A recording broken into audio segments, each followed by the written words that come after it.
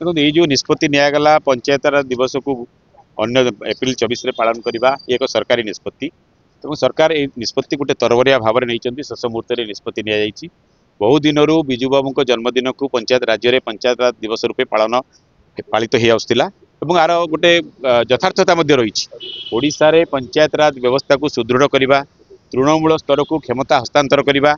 तृणमूल स्तर जो कर्मकर्ता माने रहिले आपण समिति सभ्य वार्ड मेंबर ठू आरंभ कर जो मैंने रही सरपंच पर्यंत से किभली अधिक क्षमताशाली हे से अधिक क्षमता प्रदान करा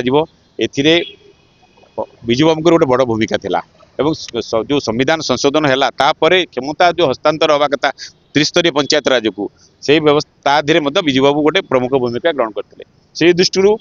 तांकर स्मृति को मन रखापी जन्मदिन को पंचायत राज दिवस रूपे पालन हो आसला कि हठात एभली एक निष्पत्ति निया विजु प्रेमी मानक आघात देती एटा को जदि राजनैतिक उद्देश्य कराई निश्चित भाव में लोक मैंने रिजेक्ट करेंगे कारण गोटे विजु लिगासी को शेष करदेवाई ये एक निष्पत्ति नि अनेक विजु प्रेमी अनुभव करजेडी कौन चिंता बीजेडी कौन रिएक्शन कर अलग कथा बीजेडी गोटे राजनैतिक दल बीजेडी को छाड़देले ओडिशा रे भारत वर्ष में विजु प्रेमी अनेक विजु प्रेमी अच्छा जो मैंने विजु बाबू को भल पाती से बीजेडी को भल पाती ना कि बीजेडी नेता मान पसंद करती ना बीजेडी गोटे भिन्न प्रसंग किंतु विजु प्रेमी जो मैंने अच्छा से निष्पत्ति को ठीक भाव में ग्रहण करना जेहेतु ओडिशा रे गोटे बड़ डिमांड होची विजु बाबू को भारत रत्न प्रदान करा जाऊ बा तांको गोटे सर्वोच्च सम्मान रे भूषित करा जाऊ से एक डिमांड होता बेले ना रे पालन होता दिवस को ये भाव में बंद कर दि जावा ये गोटे भूल निष्पत्ति बोली कह जाए तो सरकार गोटे भल कथा कर विजु बाबू जन्मदिन पालन करेंगे ये गोटे स्वागत योग्य निष्पत्ति किंतु पंचायत राज दिवस को जन्मदिन अलग कर दिगला जदि से दिन जो दिन पंचायत एप्रिल 24 जो पंचायत राज दिवस पालन कर दिन जदि से विजु बाबू को जोड़ा जाए और से कथा गोटे भल निष्पत्ति हम आम आशा करवा जदि सरकार अलग दिन में पालन कर विजु बाबू को अलग करा न जाऊ विजु बाबू जो भूमिका थिला पंचायत राज व्यवस्था को सुदृढ़ कर स्मरण करा जाऊ कारण से गोटे ऐतिहासिक भूल हम जदि पंचायत राज व्यवस्था विजु बाबू को डिटाच करा जाए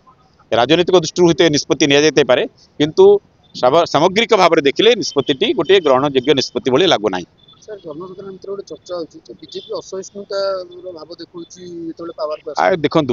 बीजेपी आज जो कथा कहती बीजेडी से कथा आगु कर सारी यही 24 निर्वाचन बेलू देखिए अनेक जगार विजु बाबू ना हटि जाता से नवीन बाबू ना आसुले पांड्यान ना आसला तेणु बर्तमान विजु बाबू को खत्म करदेवार प्रक्रिया बहुत आगु आरंभ होता स्मृति की विलोप करदेवार प्रक्रिया बहुत आगु आरंभ सारी तेणु ये आउ गोटे प्रक्रिया तेरे तेणु कथा हूँ विजु बाबू को राजनीतिक संकीर्णता भीतर को टणा न जाऊ एवं तांको से जो पोजिशन थे स्मृति को से भाव में अक्षुण्ण रखा जाऊ कारण विजु प्रेमी आ बीजेडी दुईटा एक अलग जिनस बीजेडी को अनेक लोक नापसंद कर विजु पट्टनायक जब बंची था बीजेडी को होगापी से सुजोग दे न था आज जो मानक बीजेडी नवीन बाबू रिजेक्ट करते प्रत्याख्यान करते नापसंद करते से बीजेडी बैनर ऊपर भी चलीगले तेणु ये कथाटी संपूर्ण अलग मु बीजेडी को क्रेडिट देवा चाहूना किंतु विजु बाबू स्मृति प्रति कौन आघात जदि आसो से मुझे गोटे बुमेरांग हो पारे ए प्रकार निष्पत्ति अनेक विजु प्रेमी को आघात दी विभिन्न राजनीतिक दल मैंने महापुरुष मान भाग भाग कर महापुरुष माने महापुरुष देखो से ओडिशार अस्मितार परिचय जो मैंने अस्मिता कथा कहते हैं महापुरुष मान भाग भाग करने उचित नुहे महापुरुष मानकर जो कंट्रीब्यूशन अच्छी कौन से राजनैतिक दलर संकीर्णता भीतर को टाणा उचित नुहे महापुरुष मान महापुरुष लेवल जो अवदान रही से भाव में राजनीति ठार दूरे रखा जाए सबू दलर से होती सब जनसाधारण समस्त ग्रहणीय सी कौन से निर्दिष्ट दलर नेता नुहति मधुबाबू आरंभ कर विजु बाबू पर्यंत आम जब नेता मान देखा कौन सी राजनैतिक गोपबंधु आम कौन से गोटे निर्दिष्ट राजनैतिक दल भितर सीमाबद्ध कर रखा उचित नुहे ओडिशा जो मान गर्व अनुभव करे जो मानकर ओडिशा को समृद्ध कर जो मानकर अवदान अच्छी सबुबले से स्तर में रखा जाऊ एवं कौन से राजनैतिक दल पूज्य पूजा हो पूज्य पूजा को आणिकी राजनैतिक दलर एजेंडा भाव में व्यवहार करा।